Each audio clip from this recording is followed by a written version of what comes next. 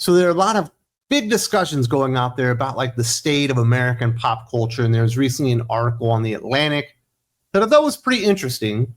I didn't agree with all of it, but it did come up with some real arguments as to why this may be the worst era in pop culture history when it comes to America. And I personally agree with that. In fact, I think it's far worse than they do. And I'm going to kind of contextualize it with what we've seen with comic books. Now, once I summarize what the article is about, I'll tell you why we're going to hit comic books on this and why it's such an important example. The Atlantic's June 2025 article, "Is This the Worst Ever Era of American Pop Culture?" tries to thread a needle. It acknowledges that we're living in a time of cultural stagnation, cynicism, isolation, and technological disruption, but ultimately concludes that this era may be rough, yet not irredeemable. It clings to the hope that underground scenes, shifting cycles, and digital innovation could eventually bring on a renaissance. But that optimism collapses when you look at the comic book industry. Comics aren't just suffering from these problems, they're ground zero. The same forces The Atlantic tries to downplay, corporate interference, DEI-driven storytelling, creator-audience disconnect, and media complicity, aren't just challenges in comic books, they've gutted the medium. If you want proof that we're living through pop culture's darkest era, look no further than what's happened to superheroes. And that's why this is going to be such an interesting topic, because they do make some very good points. They're far too hopeful, in my opinion, because I think we can all see where this is going, not just with movies, television, music, gaming and stuff like that, because it's kind of already happened in comic books, and comic books are a much smaller industry than those mediums out there. So all the stuff that's ailing those mediums already affected comic books, but it ended up destroying it or hurting it to a very significant degree much, much quicker, because it just didn't have the amount of wiggle room like a medium like movies or some type of pop culture like that would have, to where it could fail and fail and fail, wouldn't just kind of collapse on itself. Whereas comic books didn't really have that much room for failure, and we can see everything kind of collapsing in on here. So they made some really good points, and I'll talk about their point of view, and then I'll kind of talk about what we can learn from comic books. First up, they talk about stagnation. The Atlantic says we're recycling old stories. In comics, it's worse. We're repainting old heroes onto new characters. The Atlantic rightly criticizes the recycling of intellectual property, from movie reboots to music relying on legacy hits, but they still hold out hope that this trend is just a phase before innovation returns. In comics, we're well past that already. Marvel and DC have stopped creating bold new icons and instead repaint old characters with surface level diversity to meet corporate metrics. Sam Wilson becomes Captain America. Jane Foster becomes Thor. Riri Williams becomes Iron Man. These aren't new characters. They're legacy swaps designed for marketing slogans, not storytelling. Even Marvel's own VP of sales, David Gabriel, admitted in 2017 that people didn't want any more diversity because fans weren't buying the books. That wasn't a rejection of representation. It was a rejection of lazy repackaging. The Atlantic's hopeful tone ignores that. In comics, creative stagnation isn't just a phase. It's institutionalized, and fan rejection hasn't stopped it. And we're certainly seeing the exact same things happening within movies and television and all that kind of stuff. How many times have they made Doctor Who less watchable by doing things like this, by repackaging it, but really it's the exact same thing, but not the way that you wanted it presented? They do that over and over again. We're seeing that in the MCU, because the MCU does rely on Marvel as an IP generator, and now they're into the all new, all different era of Marvel Comics. Well, what is that? All of the diversity bingo characters that they introduced to replace their mainline legacy heroes, and they all failed. And yet that's what Marvel Comics are minding right now. And they have no ability to go out there and create new IP. We don't create new heroes or titles in comic books, and they don't create even new ideas in movies. We're on our third iteration, I guess, of Jurassic Park coming up. We're already on our second iteration of the DCEU. We're about to be on our second iteration of the MCU. We've had so many of these ideas are just being recycled and reused and recycled and used, and the cycle just seems to shrink and shrink and shrink. If something was good and then it kind of failed, it used to be you would wait at least 20 years before you tried it again. See what happened with like Planet of the Apes. But now if it fails, you try to get in 9 months. You might try to get in 24 months. And it does get very repetitive when you get the stagnation of things just kind of happening again and again and again. And of course, DC is not immune to that in comic books either. They tried almost the exact same thing as what All New, All Different was, but with Future State.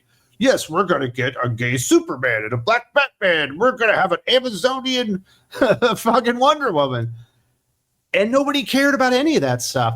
And this is what is ultimately, I think, going to be part of the reason that movies kind of collapses in on itself. Will it reform itself eventually? Probably. But this form of stagnation to where you're out of all original ideas, you've rebooted those original ideas again, and now you're on the third or fourth iteration of the reboot, is when this stuff really starts to fall apart because you literally have no new ideas.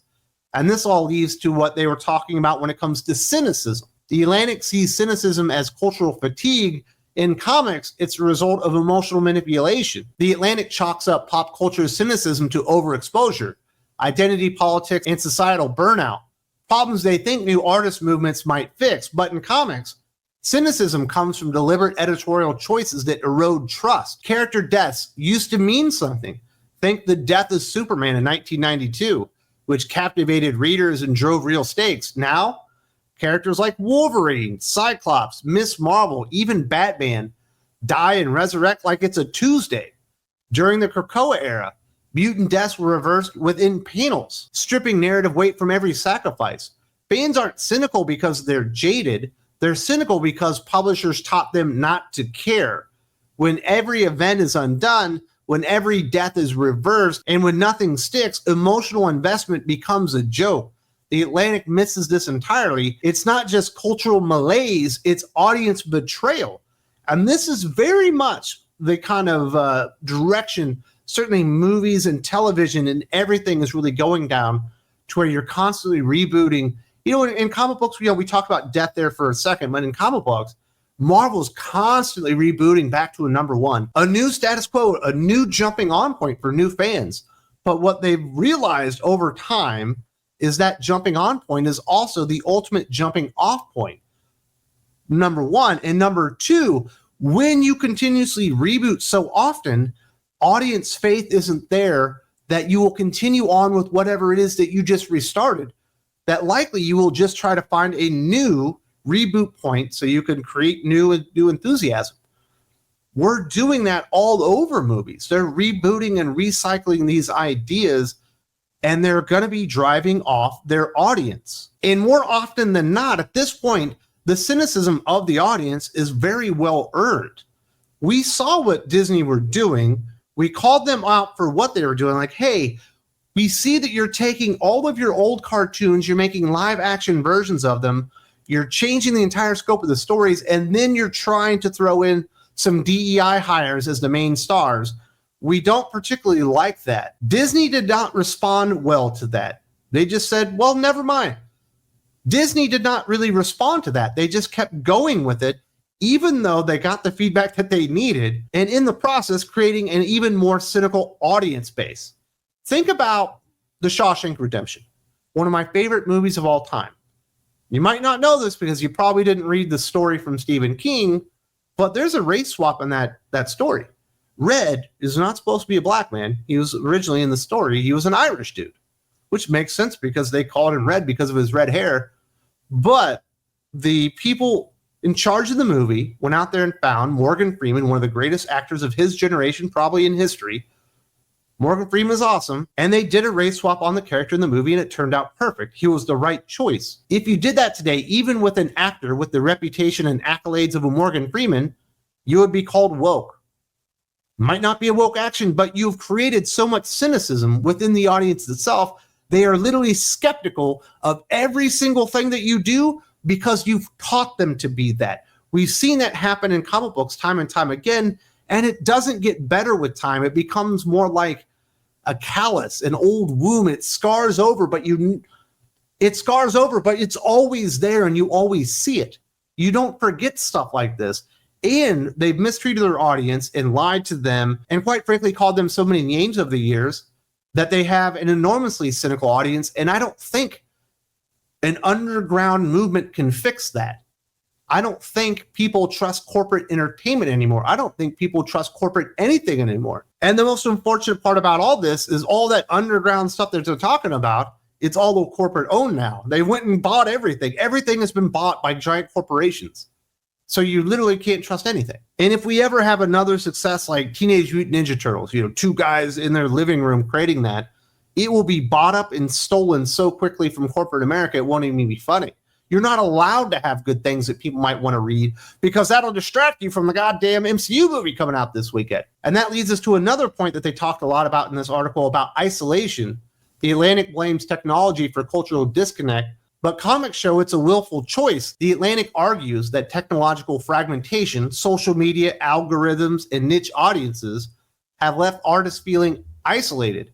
They suggest that new forms of connection could counteract this, but in comics, isolation is intentional. Major creators like Dan Slott have infamously used block bots and mass blocking tools to insulate themselves from even polite criticism.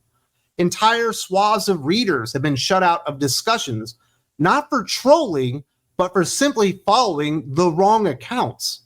This isn't algorithmic drift, it's ideological gatekeeping. Instead of engaging with their fan base, many creators have built echo chambers where only praise is allowed. That's not the internet's fault. That's a cultural decision. The Atlantic's hopeful take on reconnection doesn't work when the people making the stories refuse to listen. And I certainly remember the first time I realized that I was blocked by somebody that I had never even tried to interact with on social media simply for the terrible crime of following someone they didn't agree with. And at this point, if you follow me, you might get block botted for that as well. I do know that there are some people out there that just don't like me very much, probably because I'm speaking a little bit too much truth, cuts a little bit too close to the bone. You know what I mean? But there is a culture out there with Dan Slott and others like that where they literally will go out there and block you without ever speaking to you, essentially judging you as unworthy without ever seeing the value of your character. And this is happening all over the place. Yes, we are more connected today than ever because of the internet and social media and all that stuff. But you can also completely isolate yourself. And let's say you're a Dan Slott and you isolate yourself and nobody's allowed to criticize you. And if they do criticize you, you call them out, lambaste them, name call them in public, and then you block them forever. Probably throw anybody that follows them on a block bot. And all you hear is an echo chamber about how great you are. And then you're wondering, why did my Fantastic Four comic book get canceled for low sales? Everybody loves the book. That's the only feedback I get. Why would they cancel my Iron Man series? I'm a substantial Spider-Man writer. Iron Man's a lesser character. Everyone tells me it's the best Iron Man that they've ever read. Yeah, but you literally blocked out 99% of all feedback because you only wanted to hear from sycophants.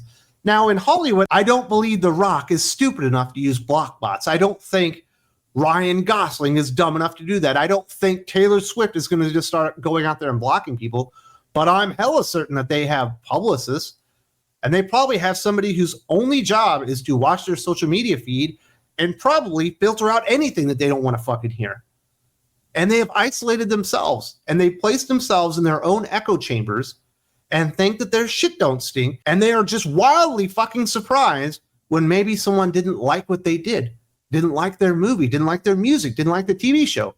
Well, you fucking isolated yourself. You paid this person literally to filter all that stuff out. And now you have the fucking temerity to claim, oh, I feel so alone. You fucking isolated yourself. It was by design. That's literally what you wanted. You can only be considered a fan these days by a lot of people as if you're out there shilling. I don't know, maybe it's just me, but I feel like if somebody's so invested in a movie or a TV show or a comic book or a video game or anything, that they're willing to go out there and make a 15-minute video explaining exactly why they feel the way that they do, I would say whether it's positive or negative, they're a pretty hell of a good fan. If you're willing to go out there and write an entire fucking letter and explain exactly how you feel on that thing, I would say you're a great fan. Whether it was, waxing poetic nicely about it or being very disgruntled about the state of whatever it is that you were into. And a lot of these artists, I think they would like to be called, have isolated themselves. And then the final thing that they really point out is technological disruption. The Atlantic sees tech as a double-edged sword. In comics, it's bleeding the industry dry. According to The Atlantic, technology is disrupting traditional industries, but could empower new voices through crowdfunding and platforms like YouTube. That's partially true, but in comics, this freedom has gutted the mainstream. James Tynion, Jonathan Hickman, and Nick Spencer left Batman, X-Men, and Spider-Man, respectively, to pursue independent projects on Substack within a week of each other. They're chasing creative freedom, sure, but also fleeing editorial mandates, forced storylines, and corporate oversight. The consequences? Marvel and DC are stuck with fewer top-tier talents and lean more on identity-focused replacements or cheap gimmicks to fill the gap. That's not innovation, it's collapse. The Atlantic treats disruption like it's creative fuel. In comics, it's a creative vacuum, and the big two have no answer. And this is the ultimate catch-22 situation that comic books sees themselves in. They want absolute corporate oversight because Disney owns Marvel, Warner Brothers owns DC. They're heavily invested by BlackRock and other people like that. You have to have DEI initiatives in all your storytelling. Well, that comes with corporate mandates. That comes with corporate oversight. That comes with forced storylines. That comes with less creative freedom. And of course, all these stupid corporate ideas kind of drive people away. They're not very good. Even the best writer can't do much with it. So you start losing a little bit of that audience. They start walking away.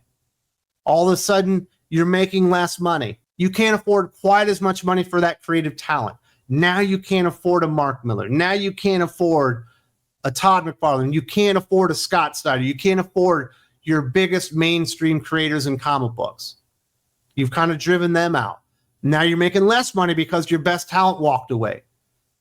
So you have to charge more money. People walk away because you're charging too much money now. And the creative vacuum just goes down and down. And then when those creators get outside of the Marvel and DC system, they realize I have creative freedom and I have complete ownership in all the stuff that I make. And I'm no longer a slave to the corporate system over at Marvel and DC. Why would I ever go back? I'm making just as much money now without Batman or Spider-Man or X-Men as I was ever within those systems. I would never go back.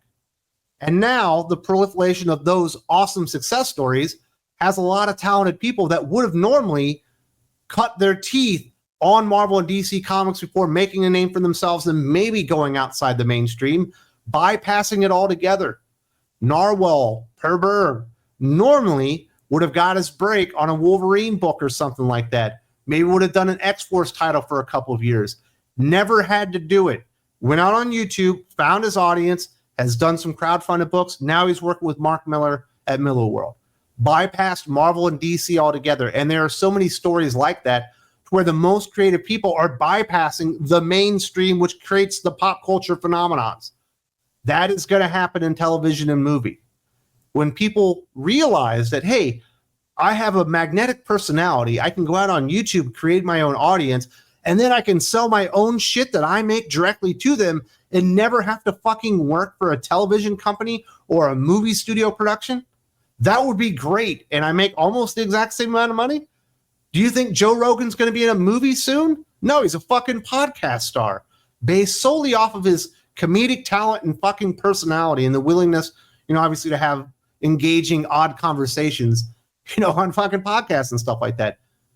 You're going to see more and more people move away from mainstream entertainment and thus shrinking the fucking footprint of American pop culture as it becomes less and less relevant, as everything basically gets niched out. People find their own unique platforms and ply their trade there and do it independently. It's so much better getting to do the things that you're the most passionate about. And you're certainly not always going to get that in movies and television.